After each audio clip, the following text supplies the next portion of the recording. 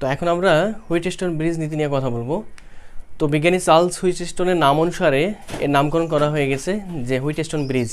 ওকে, তো এখন তোমরা বলতেই পারো যে ভাইয়া এখানে হুইটস্টোন ব্যাপারটা বুঝলাম, বাট হুইটস্টোন ব্রিজ কেন?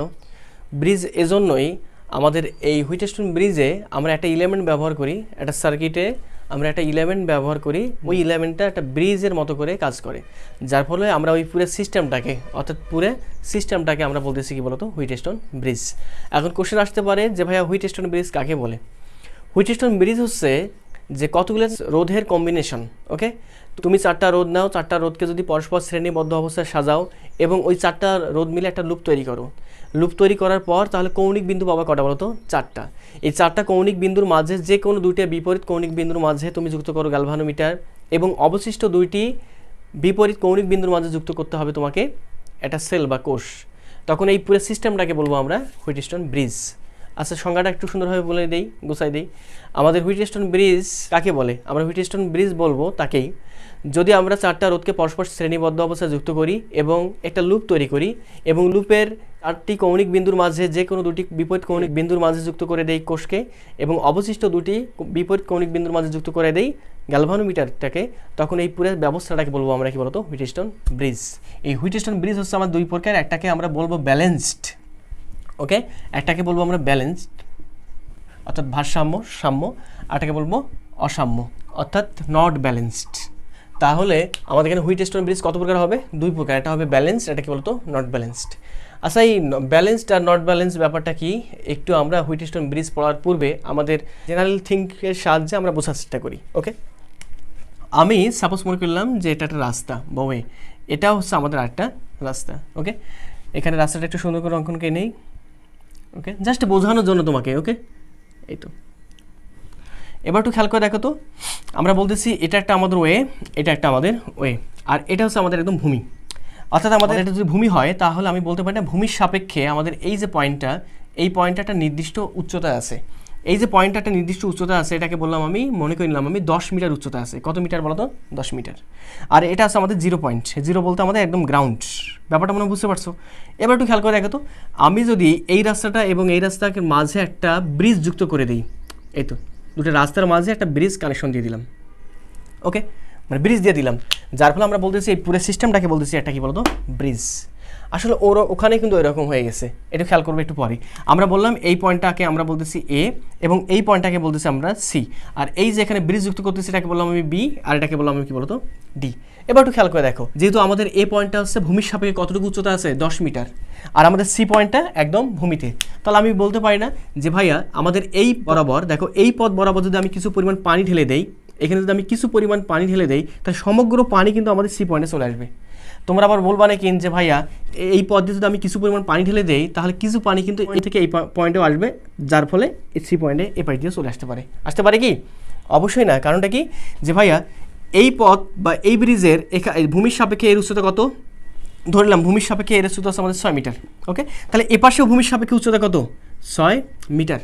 তাহলে একটু খেয়াল করে দেখো, যেহেতু কোনো পরিমাণ উচ্চতার তারতম্য নেই, সেহেতু আমাদের কোনোভাবেই এই যে এই পথ দিয়ে যখন আমি পানি ঢেলে দিব তখন ওই পানি বি পয়েন্ট থেকে ডি পয়েন্টে আসার মতো সম্ভাবনা নেই। তার আমি বলতে পারি না যে এই ক্ষেত্রে আমাদের এই পুরো ব্রিজটা সাম্যাবস্থা আছে। কেমন অবস্থা আছে? সাম্যাবস্থা। আমরা এটাকে বলতেছি সাম্যাবস্থা। একটু খেয়াল করে দেখো তো, সাম্যাবস্থার ক্ষেত্রে আমাদের যদি এতটুকু দূরত্ব 6 হয় তাহলে অবশিষ্টটা কত হবে? অবশ্যই 4। তাহলে এপাশেও এতটুকু 6, এতটুকু কত হবে বলতো? 4। তাহলে আমি বলতে পারি না সাম্যাবস্থার ক্ষেত্রে এই পথ দ্বয়ের অনুপাত, মানে এই পথের অনুপাত, দেখো সেকশনের অনুপাত, তাহলে এখানে সাম্যাবস্থার ক্ষেত্রে এদের অনুপাতটা কত হবে? এই পথের অনুপাতটা কত হবে? অর্থাৎ 4 ডিভাইড বাই কি বলতো? 6। ঠিক একইভাবে সাম্যাবস্থায় এই পথের অনুপাত কত হবে? 4 ডিভাইড বাই কি বলতো? 6। এবং তুমি একটু খেয়াল করে দেখো, ব্রিজটা যখন আমাদের সাম্যাবস্থা থাকবে তখন কোনো পরিমাণ পানি, অর্থাৎ পানি কোনো পরিমাণ এই রাস্তা দিয়ে এপাশ দিয়ে আসা অথবা এপাশ দিয়ে আসা কোনোভাবেই পসিবল কি বলতো? না। ব্যাপারটা মনে বুঝতে পারছো? যেহেতু পানি আসতেছে না, তার মানে আমাদের এই পুরো সিস্টেমটা কি বলতো? সাম্যাবস্থা। আর সাম্যাবস্থার ক্ষেত্রে খেয়াল করে দেখো, আমাদের এই পাশে পথের অনুপাত 4/6, আর এ পাশে পথের অনুপাত কত বলতো? 4/6। আমি বলতে পারি না সাম্যাবস্থায়, আমি কি বলতে পারি? সাম্যাবস্থায় যে ভাইয়া এই পাশে পথের অনুপাত অর্থাৎ 4/6 ইজ ইকুয়াল টু এই পাশে পথের অনুপাত অর্থাৎ 4 ডিভাইড বাই কি বলতো? 6। ব্যাপারটা মনে বুঝতে পারছো? এবার তুমি যদি বলো যে আমি ভাইয়া এখানে ব্রিজ লাগাবো না, আপনি মনে হয় একটু পলিসি করতেছেন আমাদের সঙ্গে। দেখো তোমরা যদি বলো যে আমি এখানে ব্রিজ লাগাবো না, ঠিক আছে, ব্রিজ কোথায় লাগাবা? এবার ধরে নাও তুমি বলতেছো আমাকে ভাই এখানে ব্রিজ লাগান, আপনি পলিসি করছেন আমাদের সঙ্গে। আচ্ছা এবার যদি এখানে ব্রিজ লাগাও, ব্রিজ লাগানোর পর যদি তুমি আগের পূর্বের মতো যদি পানি ঢেলে দাও, এ পাশে যদি পানি ঢেলে দাও, দেখো তো ওই পানি কি একদম সি পয়েন্টে আসবে, বাট এই পয়েন্ট থেকে অর্থাৎ এই পয়েন্ট থেকে আমরা বলবো এবার বি, আর এটাকে বলবো কি বলতো ডি। এবার বলো তো এ পথ দিয়ে যদি আমি পানি ঢেলে দেই তাহলে ওই পানি কি বি থেকে ডি পয়েন্টে আসবে? আদৌ সম্ভব না। কারণটা কি? ভূমির সাপেক্ষে এতটুকু উচ্চতা ধরলাম আমি 2 মিটার, এখানেও ভূমির সাপেক্ষে এতটুকু উচ্চতা কত হবে? 2 মিটার। যেহেতু আমাদের উভয় পার্শ্বে আমাদের উচ্চতা সমান, যার ফলে কোনোভাবেই ওই পানিটা এই রাস্তা দিয়ে আসবে কি বলতো না। তার মানে এই কেসটাও কি বলতো একটা ব্যালেন্সড কেস। এবং এই ব্যালেন্স কেসের ক্ষেত্রেও একটু খেয়াল করে দেখো, আমাদের এতটুকু উচ্চতা 2 মিটার হয়, তাহলে এতটুকু অবশিষ্ট উচ্চতা কত মিটার হবে? এটা ছিল আমাদের 10 মিটার, তাহলে কত মিটার হবে? 8 মিটার। তাহলে এখানে 2 মিটার, অবশিষ্ট কত হবে? 8 কি বলতো 8 কি বলতো মিটার। তাহলে এবারও আমি বলতে পারি না ব্যালেন্স অবস্থার ক্ষেত্রে, এবারও আমি বলতে পারি না যে ভাইয়া আমাদের এই পথের অনুপাত অর্থাৎ 8/2 ইজ ইকুয়াল টু এই পথের অনুপাত, এই পথে কত বলতো 8/2। ব্যাপারটা মনে হয় বুঝতে পারছো। তার মানে আমি বলতে পারতেছি যে ভাইয়া একটা ব্রিজ যখন সাম্যাবস্থা থাকবে, একটা ব্রিজ যখন সাম্যাবস্থা থাকবে তখন উভয় ক্ষেত্রে একটা অবস্থায় আমাদের পথের অনুপাতটা কেমন থাকবে বলতো? সমান থাকবে। আচ্ছা তাহলে আমি যদি বলি যে আমি তোমাকে বললাম যে ভাইয়া আমাদের এই পথটা এতটুকু পথ, ওকে, এই পথটা আছে আমাদের পি, অবশিষ্ট পথটা হচ্ছে আমাদের কিউ, আবার এই পথ এতটুকু পথ হচ্ছে আমাদের আর, এবং এই অবশিষ্ট পথটা হচ্ছে আমাদের এস। তাহলে আমি এই ব্রিজের ক্ষেত্রে আমি কি বলতে পারি বলো তো? বলতে পারি না যে ভাইয়া p by Q is equal to R divide by কি বলো তো এস।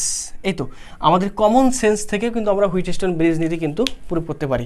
আচ্ছা এখানে প্রুভ কেমনে করলাম দেখো, আমাদের এই যে আমরা বলতেছি না উচ্চতা, উচ্চতা বলতে আমরা এখানে বুঝবো, দেখো উচ্চতা বলতে আমরা বুঝবো এখানে বিভব। কি বুঝবো বলো তো? বিভব। ওকে, তাহলে আমি বলতে পারি না যে আমাদের এই পয়েন্ট হচ্ছে আমাদের হায়ার ভোল্টেজ, ওকে, তাহলে এটা হচ্ছে আমাদের হায়ার ভোল্টেজ, আর কি বলতো লোয়ার ভোল্টেজ। ব্যাপারটা আমরা বুঝতে পারছো যে পানি আসবে বা তড়িৎ প্রবাহিত হবে হায়ার থেকে কোথায় বলতো? লোয়ার ভোল্টেজের দিকে, অর্থাৎ পানির সঙ্গে আমরা তুলনা করতে পারি। ব্যাপারটা আমরা বুঝতে পারছো।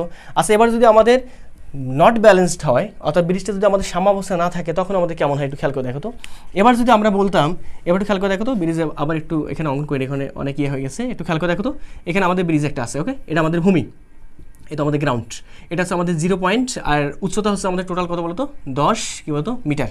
এবার আমি ভারসাম্য অবস্থা রাখবো না, অর্থাৎ আমি একটা ব্রিজ যুক্ত করবো এইভাবে। এই তো এবার একটু খেয়াল করে দেখো, তুমি যে পাশে পানি দাও, তুমি যদি এবার এই পাশে পানি দাও, খেয়াল করে দেখো এই পাশে রাস্তা বরাবর যদি তুমি পানি দাও, এর নামকরণ করে দাও তো। আগে এ, এটাকে সি বলছিলাম, এটাকে বলছিলাম আমরা কি বলতো বি, আর এটাকে বলছিলাম কি বলতো ডি।